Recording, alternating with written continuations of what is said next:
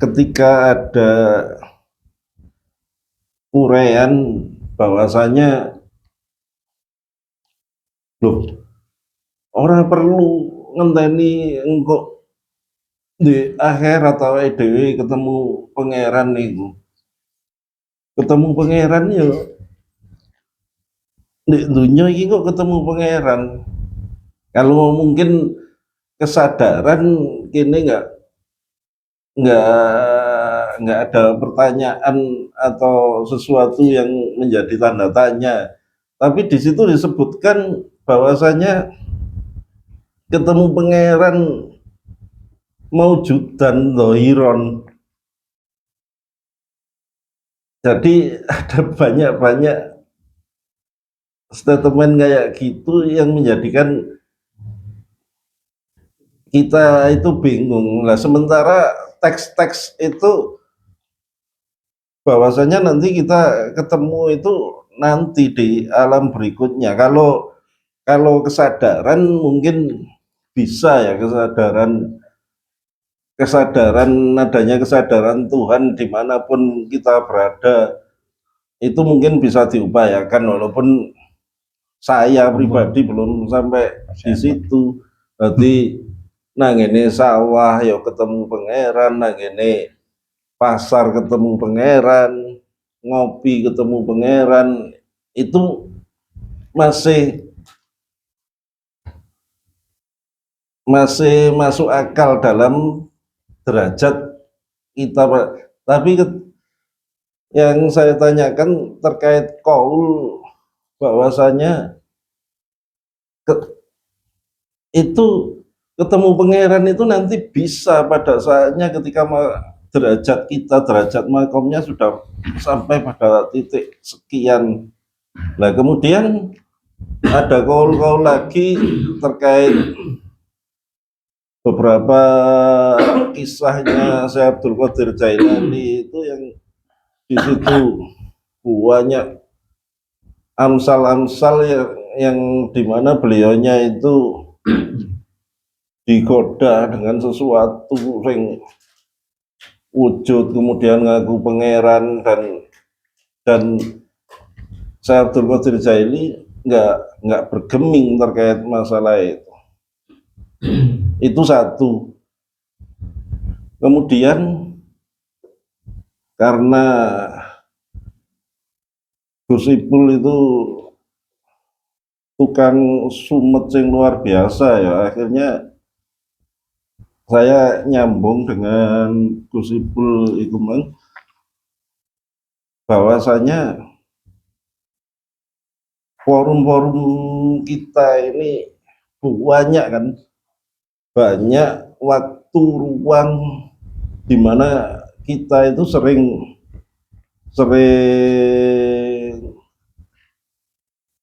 bertatap muka, jago, ngopi, itu akan eman ketika apalagi kalau disambungkan dengan awake dhewe wis mulai titik akeh ngaji tauhid ya, walaupun bingung dengan awal-awal dulu kan awake dhewe bingung kan ini terkait kitab Kharidatul Bahiyah itu banyak teori-teori yang sebenarnya itu teori untuk bekal ketika awake dhewe ketemu orang yang mempertentangkan misalnya di aqaid seket itu sifat wajib, sifat mustahil, sifat jaiz. Kemudian dikasih bekal oleh pengarang kitab ini, golek ono apa tabrakan seperti ini loh logikanya. Ketika kon diserang lewat kiri, kok menghindari ini loh, sekaligus serangan baliknya kayak gini. Nah kemudian di bab-bab terakhir ini mulai aplikatif sehingga awake dhewe lebih enak mencernanya. Nah karena ini mulai ini fase aplikatif, itu seyogyanya kenapa kemudian majelis-majelis awake dhewe sing majelis-majelis apa majelis-majelis yang seakan-akan itu nggak berguna. Misalnya cahar dituwil puni kabeh siji-siji, nang omah tiba-tiba ngeletek nang omah lho dikongkon goreng sego. Nah, di situ sebenarnya teman-teman harus cermat. Iki ilmu politiknya Cahar yang luar biasa sebenarnya. Tujuan beliaunya itu duduk goreng sego iki. Tapi setelah goreng sego iki lapo. Makanya beliau menciptakan halako-halako yang remeh-temeh ngono iku. Iku mek digawe memperkuat kaki, memperkuat mata, memperkuat hati, cek tangguh. Kalau beliaunya kalau cerita sama saya kayak gitu, ini loh tujuannya mas, makanya Cahar lapo-lapo, saya mesti deh belakangi saya melok hati umati. Nah, kemudian dari sini awake dhewe sing komunitas kecil ini atau majelis kecil ini, kalau kemudian bisa menjadi pasukan, maksudnya pasukan tauhid itu mang loh. Tauhid itu kan sesuatu sing satu, kemudian dari 2, dari 3, dari 4, dari 5 dan seterusnya yang kemudian harus kembali menjadi satu. Ngerti kan maksud saya? Kalau nggak ngerti nanti nek ngopi-ngopi berikutnya.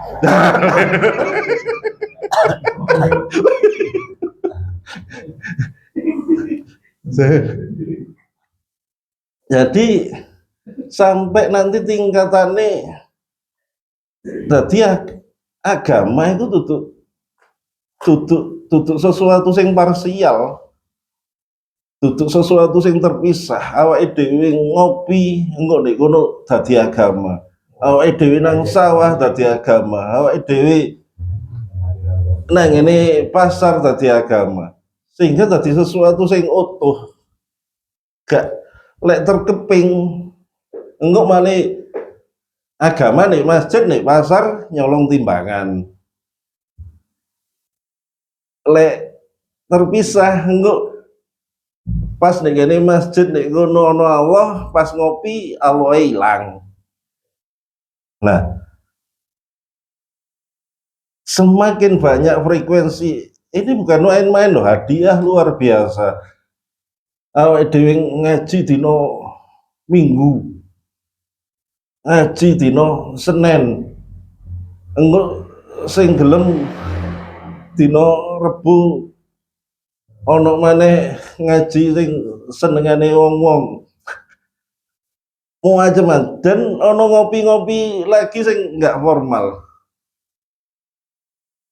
Bayangkan dari Gondang Legi sampai Karangkates sing wong ngumpul 5, 6, 7 sing istiqomah untuk membicarakan terus kate lapo itu nggak banyak, nggak ada 5 atau 10 kelompok. Jadi saya membayangkan kemudian apalagi awake dhewe senantiasa dikancani oleh Gus Sodik, oleh Gus Ipul, seseorang yang alim, yang apa artinya pendampingnya awake dhewe, murabine awake dhewe, tapi sekaligus beliaunya menjadikan awake dhewe itu bukan murid atau santri beliau, tapi teman. Itu hadiah luar biasa. Awake dhewe iki sapa? Mari ngono iso dadi kancane Gus Ipul ambek Gus Sodik. Iku wis hadiah luar biasa. Makanya kemudian mestinya ada tindak lanjut berikutnya. Kalau kita sambungkan misalnya ini jailun wil ardi khalifah, jadi peran kudu ditingkatno sak mampune. Isone keluarga meningkat melebar lagi misalnya di sekeliling rumah karena itu wadifah dan beban yang memang harus kita emban sesuai dengan apa jenenge awake dhewe arofa nafsaya awake dhewe kaliberku sampai endi, skalaku sampai endi, radiusku sampai endi. Lalu kemudian kian hari kian lambat laun semakin mendekati kiamah, kemudian etos kita untuk menjadi wakilnya Tuhan itu boleh dikatakan jailun fil adi itu mewakili Tuhan semakin rendah, karena semakin lama orang itu semakin mikir secara materialistik. Jadi urip iku ya akhirnya urip iku dunya. Urip kemudian nikah, setelah nikah ada anak di sekolah cek penggaweane penak, mari ngono rabi maneh cek iso ngirimi wong tuane, mari ngono ilahi rojiun. Kan monoton kalau urip kayak gitu. Tapi kalau hidup iki ndek ndi agama iku awake dhewe iso enak cek ndek kene lah, cek ndek kene apa cek. Iku langsung wadifah itu akan kegowo dengan sendirinya sesuai dengan kaliber dan radius dan kapasitasnya awake dhewe tadi. Ketika dan ayat-ayat terkait itu banyak sekali kan, misalnya walladzina jahadu fina lanahdiyanahum subulana. Kayak misalnya ketika perang Badar itu jaraknya Madinah sampai ke Badar itu berapa ratus kilo Gus? Itu dalam perjalanan itu pasukan Rasulullah itu wis melaku wis goyang wis limbung. Kalau kita bayangkan kemudian harus bertempur dengan pasukan Mekah Quraisy, itu nggak masuk akal kalau kemudian pasukan mukminin itu menang. Tapi kemudian Rasulullah dawi innama tungsoruna wa turhamuna wa turzakuna bidu'afaikum. Lemahmu iki lho, sengklehmu, sempoyonganmu iku malah dadi dalan pitulungane Allah, dadi dalan kasih sayangnya Allah, dadi dalan rezekine Allah. Jadi menurut saya kemudian dengan semakin banyaknya awake dhewe bertemu, berhalakoh, di situ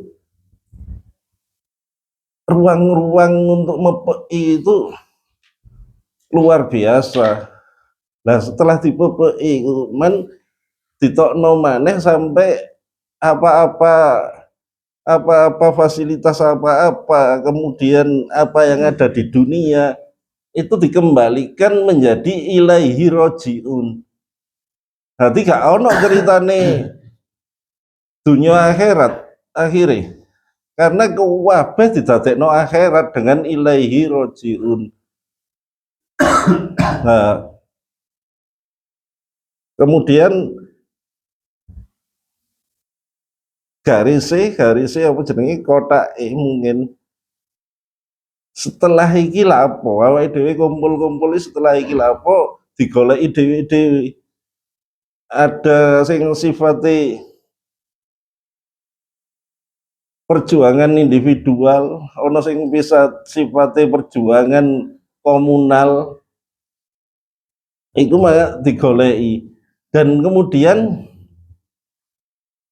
sing perlu digarisbawahi, nggak ada yang terpisah antara awak dhewe melakukan sesuatu di luar, awak dhewe melakukan sesuatu di keluarga, itu sebenarnya saling terkait, sebenarnya paralel. Ketika kita mengkontribusikan energi, tenaga, pikiran di luar, itu sebenarnya nguat-nguati keluarga. Tadi nggak ono sing rugi sebenarnya.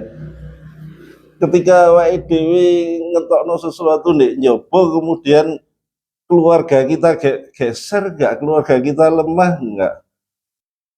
Tapi kok digoleki dhewe-dhewe terkait efek pantul dan efek tusukan diagonal nanti mungkin akan ketemu. Saya kira itu sebagai pancingan gara-gara gosipul. Bakar sejak lama sebenarnya. Saking suwe kobonge sing konco-konco sing kayu-kayu sing teles-teles akhirnya garing karepe dhewe. Karena giroh semangat untuk berkumpul, untuk membentuk satu pasukan. Tadi menukil tentang semangat badarnya, semangat 313-nya dengan 1000 lawannya 1.000, 1 banding 3 kalau nggak salah itu. Nah terus sopo sing wangi. Kalau bahasanya Bisri Mustafa, abahnya Gus Mus itu, ini kudu diewangi ambek sirullah. Bahasanya Mbak Bisri kan. Sirullah itu siapa ya? Malaikatnya Allah, pasukannya Allah. Artinya hari ini gerakan-gerakan itu perlu dibangkitkan. Saya sepakat dengan apa yang dikatakan Mas Didin itu, tidak banyak kelompok seperti kita itu, tidak banyak. Tapi ya jangan minder juga.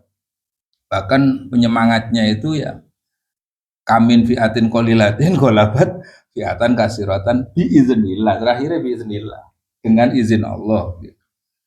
Artinya sekarang banyak yang sudah tertidur, terlena. Jadi mereka sudah sangat tajam, bahkan kita nggak terasa. Ini aja kelihatan seperti ini, kena pasukan HP miring kita sudah kelepak-kelepak sudah. Dan itu sudah merambah di mana-mana. Artinya generasi muda itu sudah hari ini kan karena tadi sudah masuk ke aplikatif ya, sudah ke aplikasi. Artinya ya sudah, ayo gitu loh. Ya jihadun nafs itu ya dimulai dari diri sendiri, nggak usah noleh kanan kiri. Dan kelemahan kebanyakan pergerakan itu terlalu sering menunjuk orang, lupa menunjuk dirinya sendiri. Oke. Artinya ngongkon wong tapi dirinya gak ono pergerakan belas. Dan itu waduh, itu bunuh diri itu. Bentuk dari bunuh diri. Maka kalau sudah ada semangat semacam ini, ya sudah, bareng-bareng aja. Artinya ya dari hal-hal yang kecil tadi sudah dicontohkan.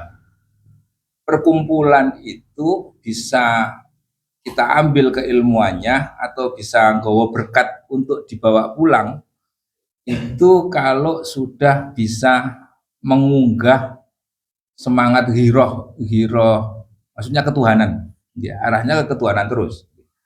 Jangan sampai kita setiap pergerakan arahnya ghairullah atau masih Allah. Wah itu fatal itu. Fatal. Maka berkenaan dengan itu biar kita semakin membara ya. Dan aku dalam kehidupan sehari-hari yang saat ini menjadi krisis bagi kita semua itu sering mengabaikan Allah Ta'ala. Padahal kita yakin semua ini yang menciptakan Allah Ta'ala, semua ini yang mengatur Allah Ta'ala, yang memberikan kemampuan Allah Ta'ala. Saat kita berangkat bekerja itu juga sering kita melupakan Allah Ta'ala, tidak melibatkan Allah Ta'ala, padahal sukses tidaknya pekerjaan kita itu juga tidak lepas dari Allah Ta'ala.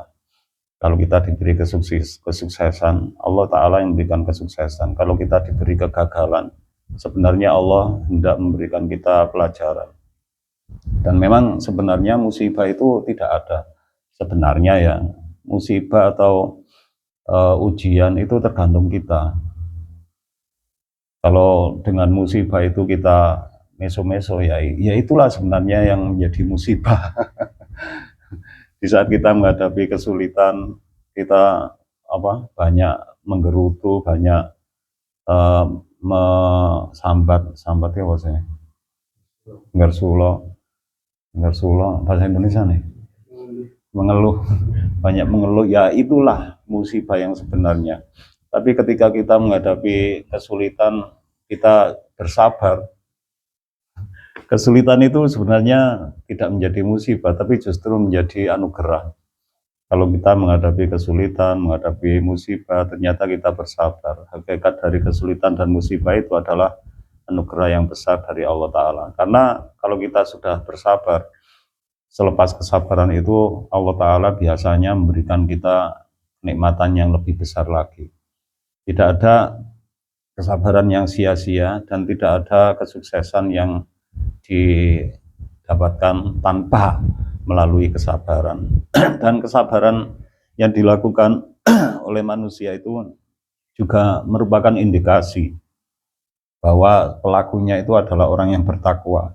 Kalau kita kesulitan untuk mendefinisikan orang yang bertakwa itu bagaimana? Ya, kita cukup melihat orang-orang yang diberi kesabaran oleh Allah Ta'ala. Karena salah satu ayat Al-Quran itu menyebutkan wa basyiris sabirin alladzina idza asabathum musibatun qalu inna lillahi wa inna ilaihi raji'un ulaika alaihim shalawatun min rabbihim wa rahmatuhu wa ulaika humul muhtadun atau muttaqun.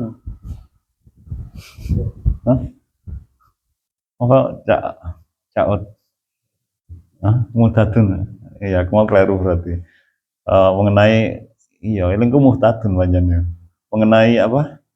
Berarti salah awal tadi. Kalau kita kesulitan mencari orang yang mendapatkan petunjuk dari Tuhan atau hidayah dari Tuhan, kita cukup melihat orang-orang yang diberi kemampuan untuk bersabar. Mereka itulah orang-orang yang mendapatkan petunjuk dari Allah Ta'ala berdasarkan ayat wa ulaika humul muhtadun. Basyiris sabirin, berilah kabar gembira orang-orang yang bersabar. Siapakah orang yang bersabar itu? Ayat berikutnya menjelaskan bagaimana orang yang bersabar itu. Alladzina idza asabathum musibatun qalu inna lillahi wa inna ilaihi raji'un. Mereka adalah orang-orang yang ketika ditimpa musibah mengatakan atau menyatakan kita adalah milik Allah. Ini adalah asas. Kita mempunyai kesadaran bahwa diri kita ini adalah milik Allah, bukan milik siapapun. Bahkan diri kita ini bukan milik kita sendiri. Kita tidak mempunyai kemampuan terhadap diri kita sendiri. Kalau kita mempunyai kemampuan, itu sebenarnya kemampuan Allah. Kalau ada yang mengaku kita ini milik orang tua kita, itu hanya sebatas pengakuan saja. Hakikatnya semua ini milik Allah. Orang tua kita milik Allah, kita milik Allah, anak kita juga milik Allah. Kalau kita menyebut anak-anak kita sebagai milik kita, itu juga hanya pengakuan saja. Karena kita tidak punya kuasa terhadap anak-anak kita. Dan kita telah membuktikannya. Kita semua adalah milik Allah. Ini sebuah asas atau dasar. Inna lillahi wa inna ilaihi raji'un. Kemudian yang kedua, selain kita menyadari bahwa diri kita ini adalah milik Allah, kita juga menyadari hanya kepadanya kita kembali. Kita kapan kembali kepada Allah Ta'ala? Ya setiap saat. Tidak hanya ketika sudah mati saja, tapi setiap saat kita kembalikan kepada Allah Ta'ala. Kita duduk ini ya balikin ke Gusti Allah, kayak ya wae dhewe mampu lungguh ya Gusti Allah. Kalau kita nanti berdiri kemudian berjalan pulang, yang menjadikan kita seperti itu juga Allah Ta'ala. Jadi tidak ada yang tidak kembali kepada Allah Ta'ala, semua kembali kepada Allah Ta'ala. Kalau kita menyadari bahwa semua ini milik Allah dan semua ini kembali kepadanya, ya saksian berikutnya adalah yang ada hanya Allah Ta'ala. Kalau kita menyaksikan yang adanya Allah, tentu hati kita akan tertaut hanya kepada Allah Ta'ala, tidak kepada yang lain. Sementara selain Allah itu hanya ayat-ayatnya. Selain Allah itu, ini dalam sudut pandang tertentu ya, semua ini hanya ayat-ayatnya. Dan apapun yang kita lihat itu menunjukkan Allah Ta'ala. Ayat itu bukan abdal, suatu yang menunjukkan. Kita melihat jagung itu menunjukkan Allah Ta'ala itu ada, dan dia penciptanya, dia itu maha agung, maha sempurna, dan mempunyai kehendak yang tidak bisa disangkal oleh siapa saja. Itu Allah Ta'ala. Jadi tiap pandangan kembalinya kepada Allah, tiap rasa yang kita dapatkan kembalinya kepada Allah. Kita mau bekerja, saat mulai kita sudah mengembalikan kepada Allah. Ya Allah, aku mau bekerja, berilah kemudahan dan kesuksesan dan hasil untuk memberi nafkah. Ya mungkin narasinya bisa berbeda-beda setiap orang, tapi yang penting itu kita mengembalikan kepada Allah Ta'ala. Kadang kita itu mempunyai hajat, belum sudah melupakan Allah Ta'ala, padahal dia itu adalah penyokong utama. Kita misalkan butuh penggawaian, durung-durung kita ini memikirkan selain Allah Ta'ala, padahal mestinya yang pertama kita jadikan gandolan, kita jadikan sandaran adalah Allah Ta'ala. Barulah kemudian kita berpikir. Dan itu sesuai dengan konsep apa? Ulul albab. Ulul albab itu orang yang mempunyai akal. Orang yang mempunyai akal itu bagaimana? Alladzina yadhkurunallaha qiyaman wa qu'udan ya. Wala junubihim yatafakkaruna fil khalqis samawati wal ardh. Jadi kita ingat Allah itu harus didahulukan. Kemudian baru mikir. Eling Gusti Allah terus mikir. Orang mikir sih nek wis buntu baru eling Allah. Tapi eling Allah Ta'ala sih terus mikir, dan ingatan kita kepada Allah Ta'ala, kalau kemudian kita baru mengiringkan aktivitas mikir kita itu akan lebih mudah dan lebih efektif dan nggak akan menggok, akan sering menemukan sasaran, titik sasaran. Karena sebelumnya kita sudah mengingat Allah Ta'ala dan dia yang memberikan pertolongan kepada kita. Alladzina yadhkurunallaha qiyaman wa qu'udan wa 'ala junubihim yatafakkaruna fi khalqis samawati wal ardi rabbana ma khalaqta hadza batila subhanaka faqina adzabannar. Jadi bisa disimpulkan dengan rujukan ayat ini, kalau orang itu tidak zikir berarti dia itu tidak berakal. Ini rada ekstrim ya. Wong itu nek gak eling Allah berarti dia nggak berakal. Atau kalau dia ingat saja tapi nggak gelem berpikir, ini juga akalnya rada slewah. Iki nganu ya basa sing rada kusro. Mungkin zikir tok tapi nggak gelem mikir, pengen rada slewah. Iki gelem mikir tok tapi gak gelem zikir, pancen gak duwe akal. Jadi duwe akal itu gelem zikir atau eling Allah, juga gelem mikir. Yang dipikirnya apa? Ya tentu yang dipikirkan adalah makhluk-makhluk Allah atau ciptaan Allah. Jangan sekali-kali kita memikirkan Allah Ta'ala. Kita nggak akan mempunyai kemampuan dan itu bukan wilayah kita.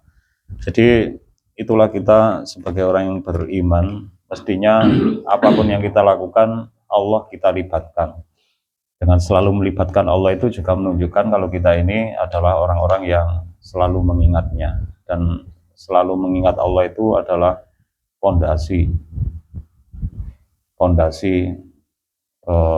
untuk kehidupan. Sebelum apapun yang kita lakukan adalah mengingat Allah. Karena itu secara syariat kita diajarkan mengucapkan bismillah secara syariat ya. Tapi hakikatnya bukan sekedar mengucapkan bismillah, tapi hati kita itu selalu mempunyai ingatan, selalu mempunyai sandaran, selalu mempunyai gantungan, dan semua itu adalah Allah Ta'ala. Kita menggantungkan diri pada Allah, menyandarkan diri pada Allah, mengingat Allah, dan barulah kita melakukan yang lain. Dan ini yang akhir-akhir ini sering menjadi krisis bagi setiap orang yang beriman kepadanya. Maka bersyukurlah kita seperti tadi yang disampaikan Gus Ipul dan Bang Didin.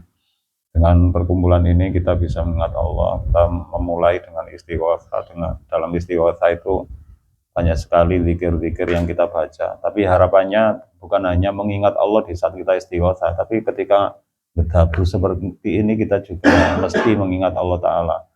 Ya, saat kita mau tidur ya begitu, kita mengingat Allah, bukan nonton YouTube, nonton TikTok, nonton film atau ngrungokne lagu. Kalaupun kita melakukan semua itu, tetap saja sebaiknya, seharusnya kita tetap mengingat Allah Ta'ala. Jadi mungkin bisa saja kita memutar lagu-lagu, tapi kita fokus kita hanya kepada Allah Ta'ala. Saya sendiri dulu pernah latihan seperti itu. Bukan latihan sih, tapi memang iseng baca Quran sambil memutar musik rock. Akhirnya musik rocknya nggak kerungu. Ya. Fokusnya karena fokusnya ya ke Al-Quran. Jadi akhirnya kita akan tumbuh menjadi manusia yang tidak mudah terpengaruh oleh lingkungan. Ketika ada suatu euforia, kita nggak mudah ikut-ikutan. Ketika ada situasi yang mestinya atau yang lazimnya orang-orang itu bersedih hati, kita nggak ikut-ikutan seperti itu. Kalau ada suatu yang biasanya menyebabkan orang senang tanpa bisa mengontrol diri, kita juga nggak ikut-ikutan yang seperti itu. Ya karena kita menautkan hati selalu kepada Allah Ta'ala. Ya ini sekedar terus. Aku diri ya durung keporo iso koyo ngono. Tapi ilmu itu harus disampaikan meskipun kita belum bisa melakukan. Kalau kita tidak menyampaikan, kita mempunyai dua kesalahan. Kesalahan yang pertama tidak melakukan, kesalahan yang kedua tidak menyampaikan. Jadi dengan menyampaikan, kesalahan kita tinggal satu, yaitu durung nglakoni.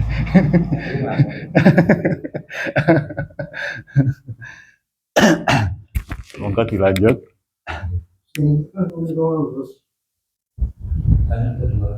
Pertama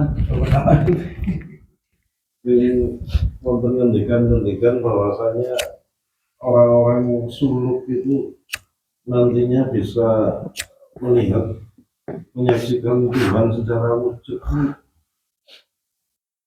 Iya, kalau di dunia ini tidak bisa melihat Allah Ta'ala dengan mata. Kita melihat itu dengan pengertian yang bermacam-macam, beraneka ragam. Ya seperti tadi kita sedikit membahas, dengan melihat apapun yang kita lihat Allah Ta'ala. Artinya segala sesuatu itu merupakan ayat-ayat Allah Ta'ala. Ayat-ayat Allah itu kan ada yang Qur'aniyah, ada yang kauniyah. Alam semesta ini juga ayat-ayat Allah Ta'ala. Dengan melihat bagaimana alam semesta ini diciptakan, amat naif kalau kita ini tidak mendapatkan pemahaman, kesadaran, kesaksian bahwa Allah Ta'ala itu benar-benar ada dan Dia itu maha sempurna.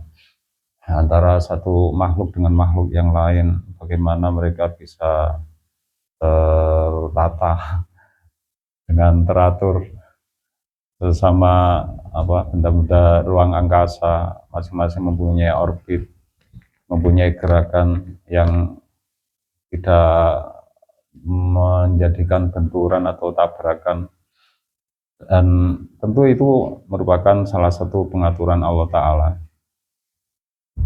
Kemudian seperti Nabi Musa sendiri kan pernah Rabbi arini Rabbi arini kula Nabi Ibrahim, Rabbi arini anzur ilaik, ya Tuhanku, perlihatkanlah aku kepadamu, perlihatkanlah aku terhadap dirimu, maka aku akan bisa melihatmu. Anzur ilaik qala lan tarani walakin anzur ilal jabali fa in istaqarra makanahu fasawfa tarani.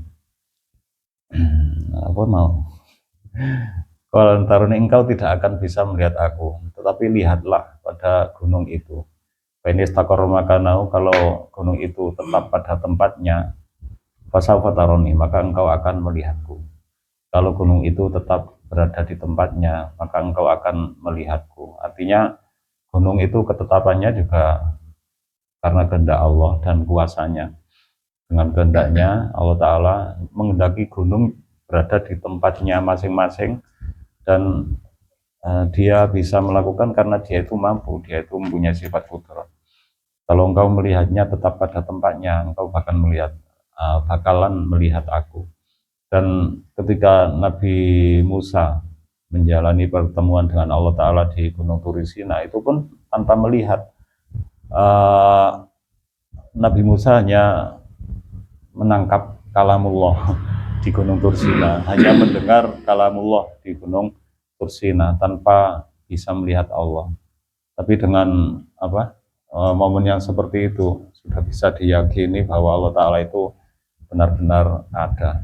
Dan setiap manusia itu mesti, terutama yang beriman ya, yang beriman dengan keimanan yang baik, mesti mengalami momen serupa meski tidak sama.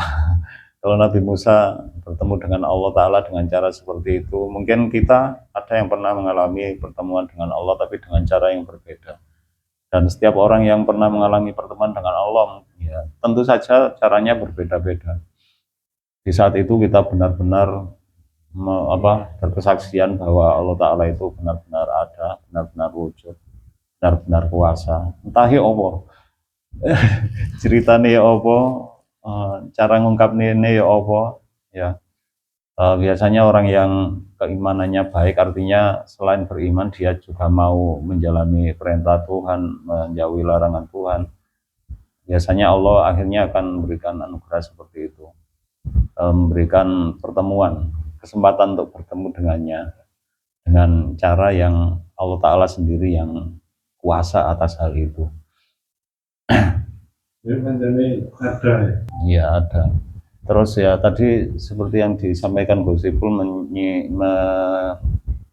mengutip sebuah hadis tentang ihsan itu, tentang ihsan sedangkan ihsan adalah an ta'budallaha ka'annaka tarani fa illam takun tarani fa innahu yaraka. Kita beribadah seolah-olah kita melihat Allah, padahal Allah Ta'ala itu nggak bisa dilihat dan tidak mempunyai bentuk, tidak mempunyai rupa, tidak mempunyai ukuran, dia berbeda dengan makhluk. Tapi kita berkesaksian bahwa Allah Ta'ala itu ada. Setiap ibadah yang kita lakukan mesti kita lakukan dengan cara seperti itu. Tapi kita sering nggak mampu. Kalau kita nggak mampu, maka pilihan yang kedua adalah ya pokoknya kita beribadah seolah-olah atau dengan merasa bahwa diri kita ini dilihat oleh Allah Ta'ala. Kalau kita melakukan ibadah dengan merasa dilihat oleh Allah, tentu kita akan melakukan ibadah dengan baik. Kita tidak main-main di hadapan Allah. Kita sedang berada di hadapan pejabat tinggi saja kita juga akan khusyuk, kita nggak tolak-tolak, kita juga konsentrasi, kita fokus ya. Apalagi kita berhadapan dengan Allah Ta'ala di dalam ibadah kita. Kalau kita merasa dilihat, tentu kita akan bisa seperti itu. Mungkin kata ngoten ya. Oke, matur suwun. Semuanya butuh latihan. Butuh latihan. Latihan itu nanti kalau sudah terbiasa ya, enggak lali ambil latihan nih. Itu pernah waktu itu usia-usia MTS, SMP lah. Usia-usia SMP itu salah satu guru itu menyampaikan dan sampai saat ini masih teringat. Waktu itu cara sholat khusyuk. Judulnya itu sederhana memang, cara sholat khusyuk. Artinya sholat khusyuk itu dimulai koyok-koyok didelok ambek wong sing ditakuti waktu itu. Dulu itu satu kelas itu diberi apa ya, sebuah metode. Siapa kira-kira yang kamu takuti di dunia ini? Oh, istilah gitu. Waktu itu yang saya takuti adalah bapak saya sendiri. Jadi ketika sholat latihan, di dinding itu fotonya bapak itu dipajang. Itu metode saja, metode dipajang. Waduh, aku ditolak bapakku. Lama-lama diganti, sopo sing dideni apa? Artinya itu hanya sebuah wasilah, Kalau di kalangan tarekat itu kan ada istilahnya untuk menyambung ke Allah, ada membayangkan wajah gurunya itu wajah sebagai wasilah, menyambung. Robito. Kan saya dibayangkan Gus Sotik misalkan, saya bayangkan Gus Sotik bayangkan gurunya bayangkan gurunya sampai ke Rasulullah. Itu kalau satu di pembelajaran tarekat banyak kaifiyah, banyak metode. Nah itu kita latih kita. Bahkan saya mengikuti pengajian Senin sore di At-Taufik di sana. Kalau Habib Jamal itu mengatakan gitu. Kalau sholat itu dilihat dari dasarnya dulu. Kalau wudunya benar, insya Allah sholatnya benar. Gitu. Dimulai dari satu paket. Jadi bagaimana kita wudhu sampai selesai tertibnya. Nah, perlu sak donga-dongane Allahumma bayyid wajhi dan sebagainya. Nek perlu dihafal ya. Sampai sedetail itu, karena satu kali pembelajaran kan harus detail gitu. Kalau kulina ya langsung diniatkan gitu aja. Niatkan. Nah, hal-hal itu kita peroleh dari ngaji-ngaji.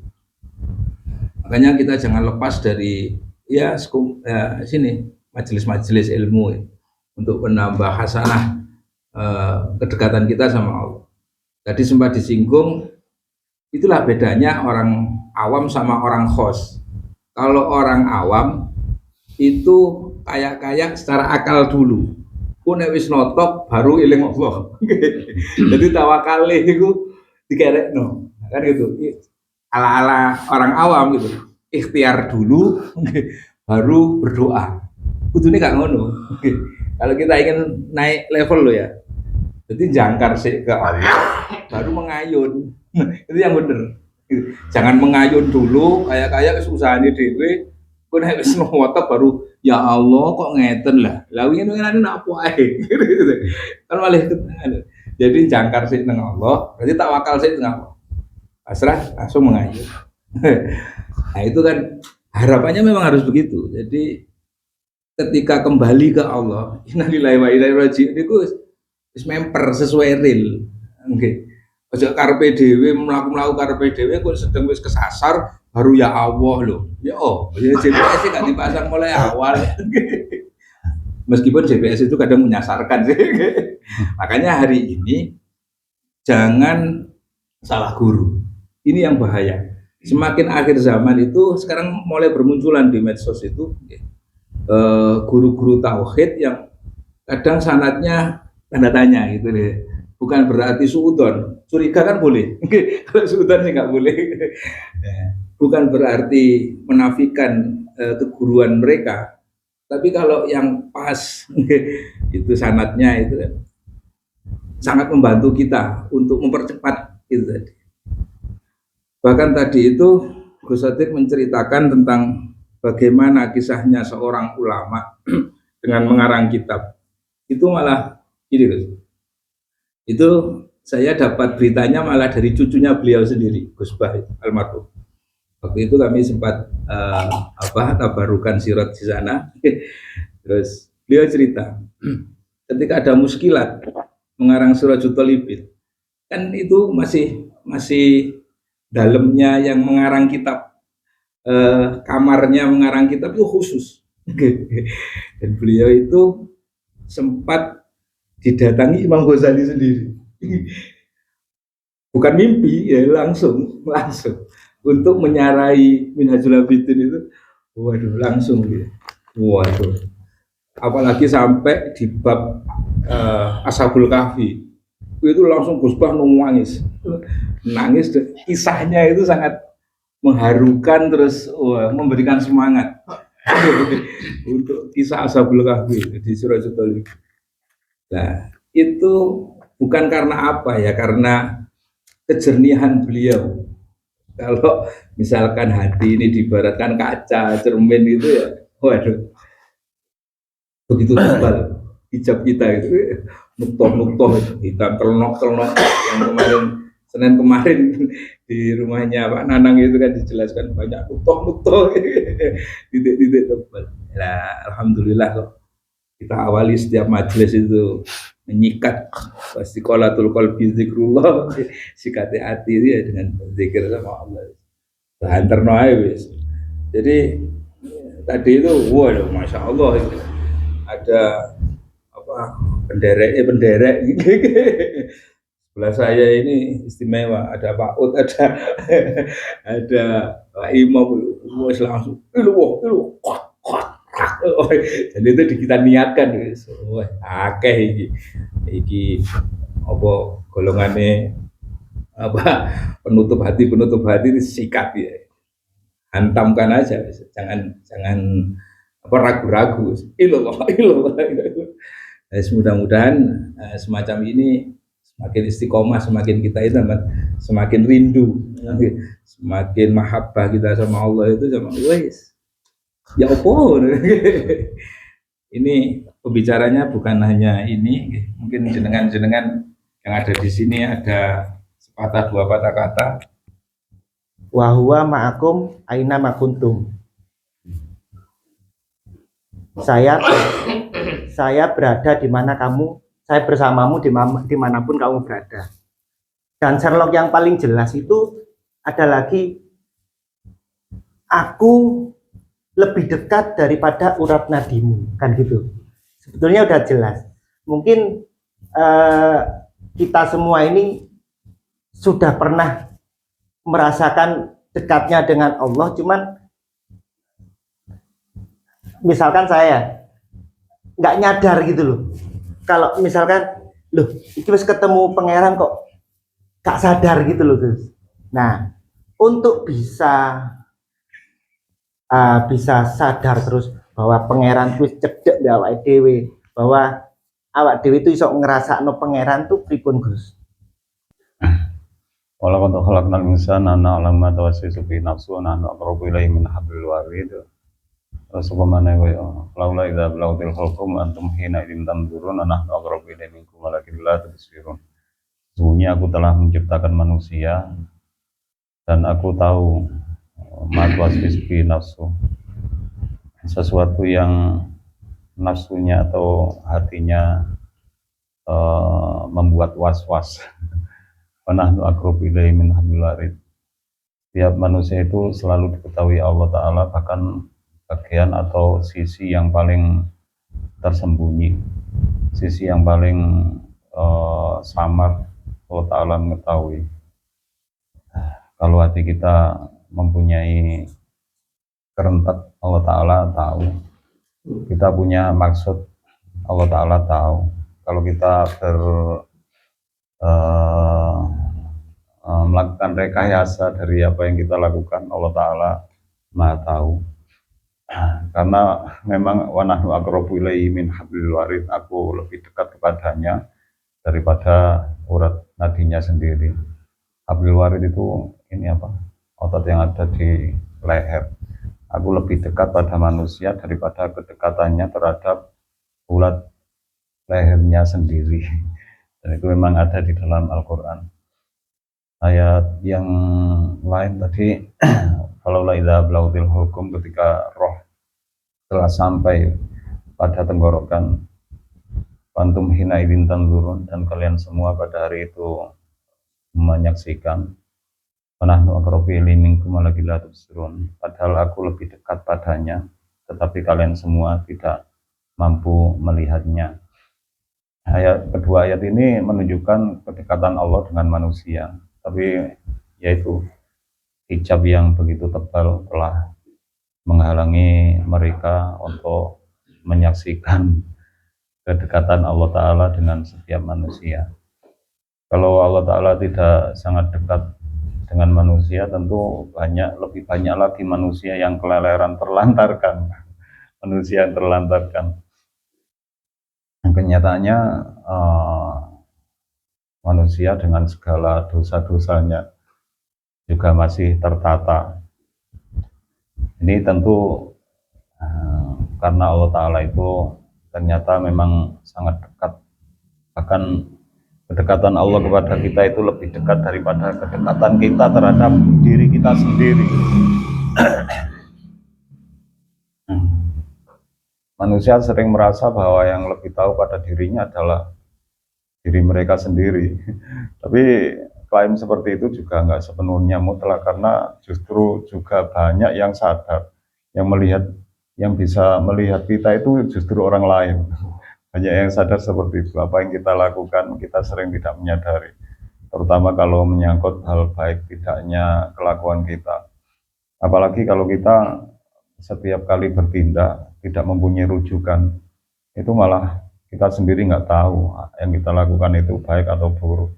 Kalaupun baik itu mungkin hanya berdasarkan perasaan kita, sementara yang sebenarnya kita nggak tahu. Karena itu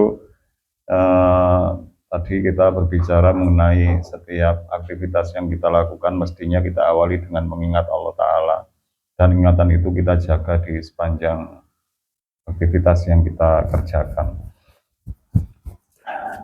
Selain itu ada hal yang cukup fundamental, yaitu setiap tindakan kita harus tahu tindakan ini baik atau tidak. Kalau kita melintasi kebun orang, di situ ada jamur yang tumbuh tanpa ditanam. Kalau kita ambil boleh atau enggak? Kalau kita hanya menjadikan perasaan sebagai rujukan, mungkin kita akan tidak merasa berdosa untuk mengambil jamur tersebut, karena jamur tersebut tidak ditanam meskipun tumbuh di kebun milik orang. Nah, kalau prinsip seperti ini kita jadikan pedoman, itu juga berbahaya. Kalau ada ayam melintas di kebun, jangan kita punya pikiran yang sama seperti ketika kita mengambil jamur yang tumbuh di kebun orang itu. Pikir ayam malas. Itu makanya dalam agama itu ada sesuatu yang disebut dengan syubhat. Syubhat itu belum jelas. Belum jelas, ini nggak jelas sih, harum nggak jelas. Dan sesuatu yang syubhat itu harus kita jauhi, karena ya Nabi sendiri mengatakan man akala syubha, apa itu, pokok lali aku ya terusannya. Barang siapa memakan syubhat, maka hatinya akan keras, hatinya akan keras. Terus barang siapa makan haram, maka hatinya akan mati. Seperti itu yang dijelaskan oleh Rasulullah SAW. Sehingga dengan gambaran seperti itu, atau dengan kejadian seperti itu, kita harus lebih hati-hati lagi. Maksudnya banyak hal-hal yang syubhat di hadapan kita itu, termasuk kalau kita mendapatkan sesuatu tanpa jelas transaksinya, itu bisa mengarah pada syubhat, bahkan bisa mengarah pada haram. Jadi apapun yang kita dapatkan, kalau transaksinya nggak jelas, itu harus kita telaah lagi, kita evaluasi lagi. Karena transaksi yang nggak jelas itu bila memberikan kita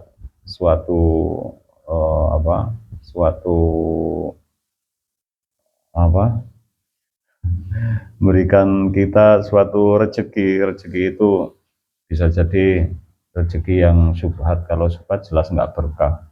Kalau nggak berkah kan banyak orang yang sebenarnya mendapatkan rezeki, tapi rezeki itu justru menghancurkannya.